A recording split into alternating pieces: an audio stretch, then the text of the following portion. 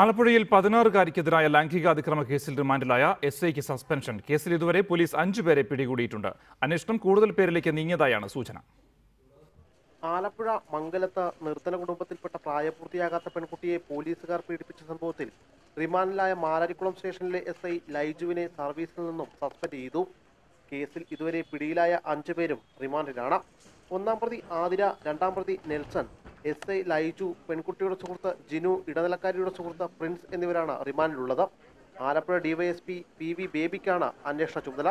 പോലീസിലെ ഉന്നത ഉദ്യോഗസ്ഥർക്ക് സംഭവവുമായി ബന്ധമുണ്ടെന്ന തുടക്കം മുതൽ സൂചനയുണ്ടെങ്കിലും ഇവരുടെ പങ്കിനെ പറ്റിയോ ആരൊക്കെയാണെന്നോ പോലീസ് ഇതുവരെ സ്ഥിരീകരിച്ചിട്ടില്ല. അന്വേഷണ സംഘത്തിന്റെ സംശയത്തിലുള്ളവർ നിരീക്ഷണത്തിലാണ്. റിമാൻഡിലായ പ്രതികളെ ചോദ്യം ചെയ്തതിൽ നിന്നും ലഭിക്കുന്ന വിവരമനുസരിച്ച് മറ്റ് ആളുകളിലേക്കും അന്വേഷണം നീങ്ങും. അതേസമയം സംഭവത്തിന് കൂട്ടുനിന്ന പ്രതികളായ മുഴുവൻ ആളുകളെയും ഉടൻ അറസ്റ്റ് ചെയ്യണമെന്നും അന്വേഷണം ഉന്നത പോലീസ് സംഘം ഏറ്റെടുക്കണമെന്നും ആവശ്യപ്പെട്ട് BJP ഇന്ന് മാരാരിക്കുളം പോലീസ് സ്റ്റേഷനിലേക്ക് മാർച്ചും സംഘടിപ്പിച്ചിട്ടുണ്ട്. റിപ്പോർട്ടർ, ആലപ്പുഴ.